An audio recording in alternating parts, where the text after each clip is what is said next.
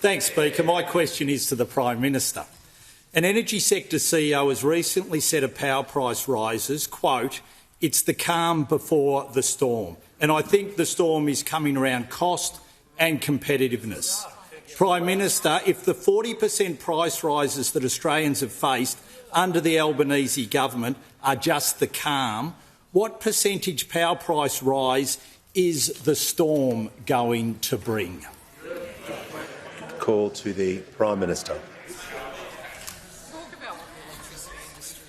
Order. Members on my right will cease interjecting.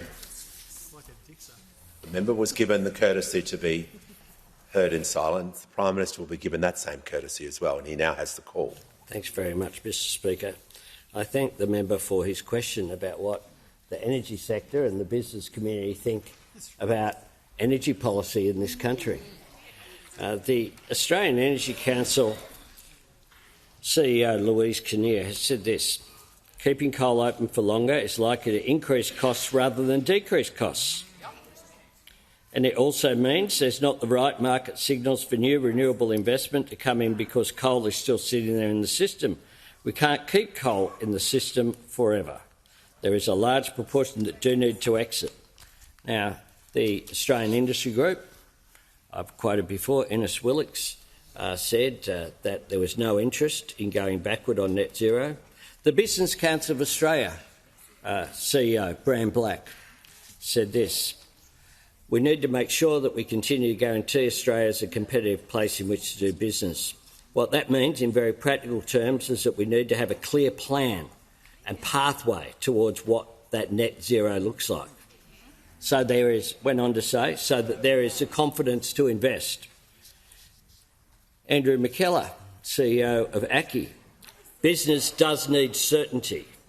If we're going to get the investment in place for the future, then we need to understand what the policy is. To characterise their policy at the moment, it seems to be a bit of a plan not to have a plan, unfortunately. Now, the Louise Kinnear, Australian Energy Council, when talking about the way forward, said we're now on a trajectory for a high renewable system supported by gas, battery storage and pumped hydro, and that is generally going to deliver the lowest cost outcome. So that's what the experts actually had to say. Leader of the Opposition.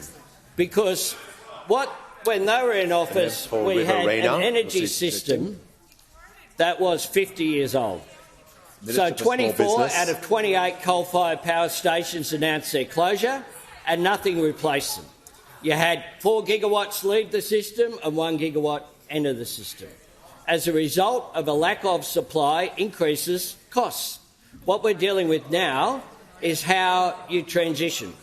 Those opposite pretend that that's not the case. They pretend because they're too busy fighting the ongoing climate wars that have been in place on their side for decades now, holding Australia back. Has the Prime Minister concluded his answer? The member for Wannon, under the standing orders, will take his point of order now. Yeah, relevance. The question was around power prices, and you haven't mentioned power prices once, and they're going through the roof. Your seat. The member for Wannon knows that he can raise the point of order, but doesn't need to add extra to when he's stating the point of order for any other theatrics. The Prime Minister has been talking about power prices and quoting directly about the comments he was asked about, so he's being directly relevant. He has the call. Thanks, Mr Speaker. I've spoken directly about power prices and what the lowest cost form of transition is. Those opposite have 23 plans. They're still fighting each other. Member for Page. Still fighting each other, Mr Speaker. One thing is very clear. Love is not what will stop them tearing each other apart, Mr Speaker. Order.